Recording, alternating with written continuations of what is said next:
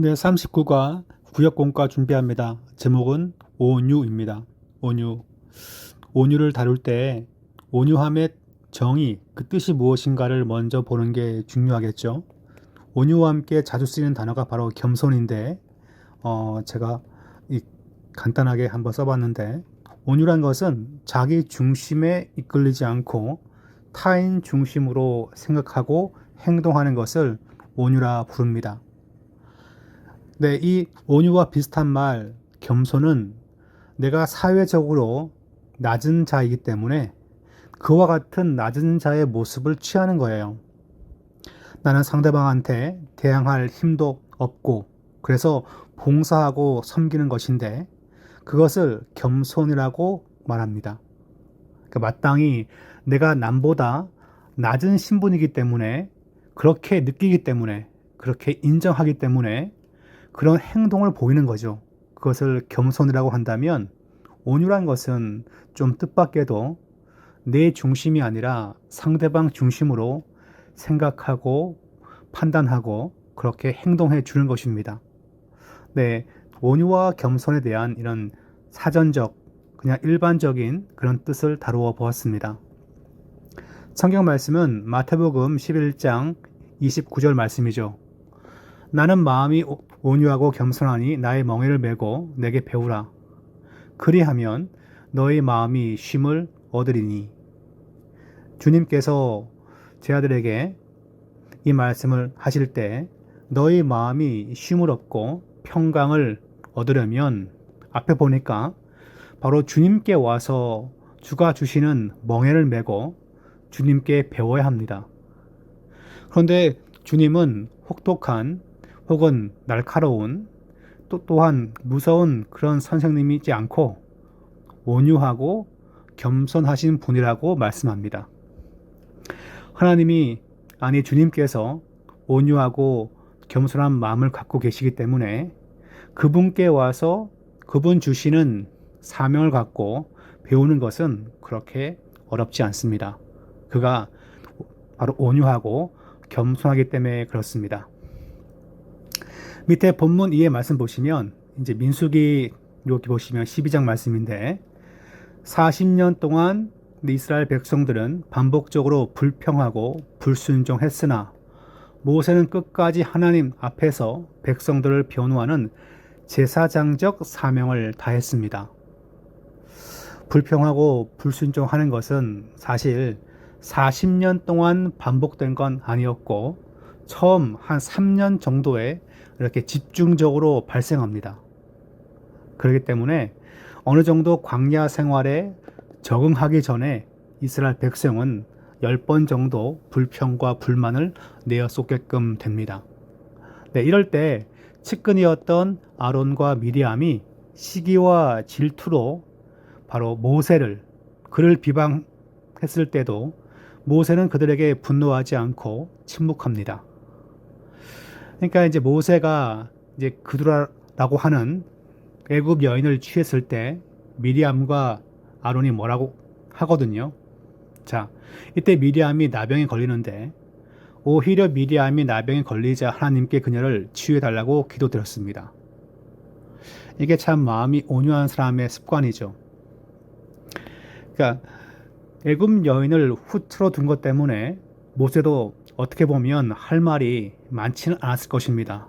그렇지만 모세의 형편에 대해서 알지 못하고 함부로 말을 내건 것도 아론과 미리암의 실수라 볼 수 있을 것입니다. 여하간에 하나님은 미리암에게 나병에 걸리게 했을 때 그녀의 치유를 위하여 지금 모세는 간구한 것이 바로 민수기 12장 말씀이죠. 예수님도 죄악과 율법에 매여 자유함이 없는 백성들에게 자신의 온유한, 즉 자기 자신을 온유한 선생으로 표현하였습니다. 그러니까 주님께 와서 듣고 배우란 거죠. 그래야지 쉼을 얻게 되고 구원과 영생을 얻게 되는 것입니다. 그래서 신약과 구약의 이 두 가지 본문이 바로 예수님과 모세의 온유함을 드러내고 있는데 그것이 바로 하나님의 성품에서 나온 것이라는 것을 전제합니다. 자, 옆 페이지 보시면 말씀 속으로 보시면 첫 번째 예수님은 왜 자신을 온유하며 겸손하다고 말씀하였습니까? 네, 다시 말씀을 돌아가 보면 이렇게 나와 있습니다. 주님은 온유하고 겸손하기 때문에 주님께 와서 멍에를 메고 배우는 것이 쉽다는 거죠. 그리고 쉼을 얻게끔 될 것입니다. 즉, 주님은 강압하시거나 혹은 강제로 멍에를 메우는 것이 아니라 온유하신 분, 겸손하신 분이기 때문에 그에게 배우기 쉽고 그의 짐을 지기 쉽고 그가 주시는 평강을 쉽게 누리게끔 될 것입니다. 온유함과 이 겸손함의 특성이 주님이 하시는 구원 사역에 있어서 중요한 긍정적인 요소였다는 것을 우리는 볼 수 있습니다. 아무리 좋은 것이라도 강압적으로 요구해버리면 사람들은 그 사람을 싫어합니다. 아무리 좋은 것이라도 강압적으로 배우라고 하면 잘 배우지 않습니다. 복음을 아무리 떠들어도 거기에 평강이나 쉼을 얻기는 쉽지 않습니다. 온유하고 겸손한 주님의 성품으로 인하여서 듣는 자가 듣고 깨닫고 또한 변화되고 새 생명을 얻게 된다는 것을 말씀해 주신 거죠. 그러니까 말씀의 내용도 중요하지만 말씀을 전달하는 사람의 성품, 바로 온유한 성품이 중요함을 얘기합니다. 두 번째 질문 보시면 모세는 자신을 비방하고 시기하는 자들에게 어떤 태도와 반응을 보였습니까? 13절 보시면 이렇게 모세 기도합니다. 원하건대 그를 고쳐 주옵소서. 자신을 시기하고 질투하는 자들을 위하여 모세는 무엇입니까? 친히 그의 치유와 회복을 위해서 기도한 것입니다. 이게 바로 온유한 것입니다. 나 중심적으로 생각하면 네가 뭔데 왜 나한테 대들어? 라고 생각할 수 있죠. 내가 리더인데 왜 까붑니까? 그렇게 말할 수 있습니다. 그렇지만 모세는 나 중심이 아니라 상대방을 바라보면서 그의 영혼을 걱정하는 바로 온유한 성품이었습니다. 그렇기 때문에 원하건대 그를 고쳐줄 것을 하나님께 간구한 것입니다. 세 번째 보시면 하나님께서 모세를 충성된 자라고 말씀하신 이유가 무엇입니까? 민수기 12장 7절 말씀을 다 같이 한번 보겠습니다. 민수기 12장 7절 말씀 보시면 여기 나와 있습니다. 내 종 모세와는 그렇지 아니하니 그는 내 온 집에 충성함이라. 그러니까 모세는 다른 사람들과 다르게 바로 하나님께서 직접적으로 말씀하고 계시를 주었던 사람입니다. 6절 말씀 보시면 이르시되 내 말 들으라. 너희 중에 선지자가 있으면 나 여호와가 환상으로 나를 그에게 알리기도 하고 꿈으로 그와 말하기도 하거니와 내 종 모세와는 그렇지 아니하고 그는 내 온 집에 충성함이라. 그렇게 말씀합니다. 모세의 특성은 하나님과 그렇게 직면하여서 하나님의 음성을 듣고 살았던 것인데 온 집에 충성하였던 그런 성도란 것을 보여줍니다. 잠깐 다른 성경들을 좀 보면 충성한다는 게 뭘까요? 라고 하면 공동 번역은 그는 무엇입니까? 나의 온 집을 그에게 맡겼다. 그러니까 충성스럽게 그 집을 총괄한다라는 말을 쓰고 있습니다. 대부분의 영어 성경도 같은 번역을 쓰고 있고 헬라어는 이제 신실한, 믿을만한 이라는 단어를 쓰고 있습니다. 그렇기 때문에 충성된 자라고 말씀하신 이유가 무엇입니까? 라고 한다면 바로 그는 그의 백성을 무엇입니까? 살리기 위하여 그의 백성을 구원하기 위하여 온 집을 감당하는 자라고 하나님은 모세를 칭찬한 거죠. 그러니까 충성된 자라고 말씀하신 것은 바로 그를 칭찬하는 것인데 모든 집을 살리기 위하여 이끌기 위해서 충성된 자라고 그를 칭찬하시면서 말씀한 것입니다. 그러니까 그가 온유하고 겸손하여서 내가 그를 세웠고 그를 무엇입니까? 많은 사람을 구원케 위한 도구로 세웠는데 그가 그렇게 지금 온유하여서 널 위해 기도했는데 왜 아론과 미리암이 모세에게 대항했는가 그 말씀을 주고 있죠. 그러니까 하나님은 그를 칭찬하고 그를 세워준 것을 볼 수 있습니다. 그렇다면 성도가 복되고 귀한 일을 할 때 품어야 하는 평소의 마음은 자세가 무엇입니까? 라고 한다면 물론 이 민수기 12장 7절처럼 충성된 것도 필요합니다. 그런데 충성의 마음은 다른 사람을 대할 때 어떤 자세가 필요할까요? 그것은 바로 이것입니다. 온유함이죠. 온유함.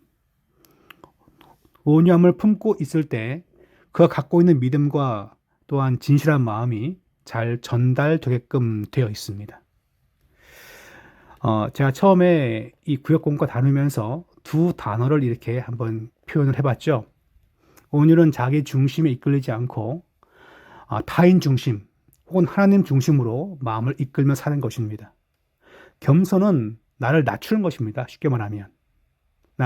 날 한없이 낮추는 것을 겸손이라 말한다면 내 중심으로 말하지 않고 내 중심으로 성질 부리지 않고 상대방의 마음과 하나님의 마음을 헤아려 보는 겁니다. 그러면 행동이 뭡니까? 온유해지는 거죠. 보통 이 온유하다라는 말씀을 보면 이게 이제 마태복음 7장 12절에 가면 이 말씀이 등장합니다. 이 말씀을 보시면 남에게 대접을 받고자 하는 대로 남을 대접하라. 이것이 율법이요 선지자라. 그렇게 말합니다. 근데 온유하다는 것은 즉 이와 같이 상대방을 배려하여서 행동하는 것을 얘기합니다. 그 다음 페이지 가시면 이제 묵상 이야기를 보시면 예수님이 가르쳐 주신 황금률, 즉 남에게 대접받고 싶은 대로 남을 대접하고자 하는 그 마음은 구약과 신약을 아우르는 삶과 관계의 지혜입니다. 삶과 관계의 지혜라는 것은 결국 일상생활 사는 사람들도 이 말씀을 따를 때 지혜로운 결말이 생깁니다. 하나님 말씀에 순종하고 내 삶에 적용하는 것도 중요하지만 동시에 말씀의 능력과 열매가 나를 통해 이웃과 세상에 흘러가려면 지성보다는 가슴으로 전달되는 감성의 징검다리가 필요합니다. 쉬운 말을 참 길게 썼는데 상대방을 대할 때 가슴으로 따뜻하게 대하는 것이 중요하다 그 얘기죠. 성경 구절을 100절을 아니 1000절을 만절을 암송한다 할지라도 그리고 성경에 대한 지식을 많이 공부한다 할지라도 많은 신약 공부를 했다고 할지라도 무엇입니까? 감성적인 따뜻함으로 전달하는 것이 필요합니다. 자, 그것이 바로 성도의 성품인데 그리스도인은 우리 주님의 성품을 따라 온유와 겸손함으로 복음과 사랑을 전해야 합니다. 라고 나와 있어요. 온유함, 겸손함, 중요함을 얘기하죠. 그러할 때 우리 안에 성령의 9가지 열매가 풍성하게 맺힐 것입니다. 라고 다루고 있습니다.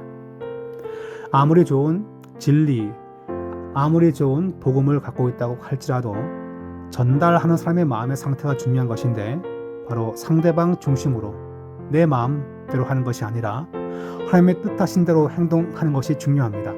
바로 온유한 성도가 될 때 바로 주님처럼 다른 사람들에게 복음과 쉼을 증거하는 도구가 될 줄 믿습니다.